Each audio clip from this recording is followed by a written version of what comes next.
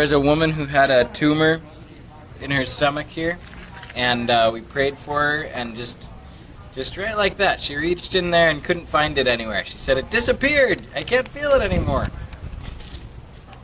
Okay, so I think I can't pick one, I gotta pick two. So the first one is, I was really stoked to see how after we did what Jesus gave us to do for them, we activated them, and many of them were able to do it themselves. They were able to pray over one another and release words, prophetic words of encouragement to each other. So that was stoking for me. And then the other one was, there was a guy in the service, and the guy who wasn't in the service, who came to the service and said to one of the interpreters that he heard a voice tell him to come out of, he was in what they call it isolation, we call it solitary confinement. And he said that he heard a voice tell him to come downstairs and tell Teresa to pray for him. So for him not to be in the service, Holy Spirit speaks to this guy.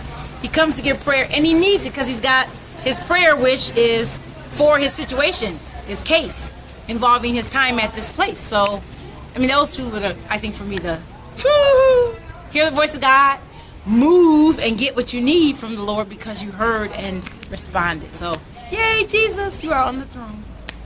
The coolest testimony was the one that I spoke too fast for a guy, and he didn't understand what I said, but what he thought I said really impacted him. That's awesome. I like that. So that was kind of cool. But then I got to talk to him later and then expound on whatever I was showing, and he was like, "Oh, that's awesome." So that was really cool. Another thing was our bus driver got healed of something with his jaw, and then Stephen had him pray for someone, and then they got healed on their foot, like they started jumping, were able to jump around. That's awesome. So that was cool. We had a great time. We did treasure hunts. We had some cool ones where we had a bunch of clues lead up to this one person. Turns out she speaks English, which was so awesome because our translator was elsewhere. And she was like wearing a black shirt with blue jeans by a pole in front of Smurfs. And so it was just like crazy. Wow. Yeah, she was the treasure. Yeah, and she got Smurfs on her list. And she found Smurfs too. The Lord is on Smurfs today. Let it be known. So it was great. Just getting to encourage her and pray for her. It was beautiful, and like so many others. Also, the kids gave out like their prophetic art, which was just so beautiful. This one girl, she walked up, gave it to the lady, and the lady, of course, was super encouraged, and it was like such a blessing to her heart.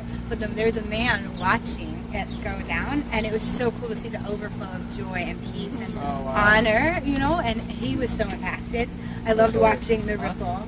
That was really cool. So we visited a rehab center today here in Tijuana. There's about, I think, 30 to 50 men that were at the facility. There's about, I think, 90 or so, but it's a rehab center where these men come in. They have addiction problems, and anyway, we had a chance to go over and preach. We did some testimony, and it was amazing. There was a couple of gentlemen who had pain, like foot pain.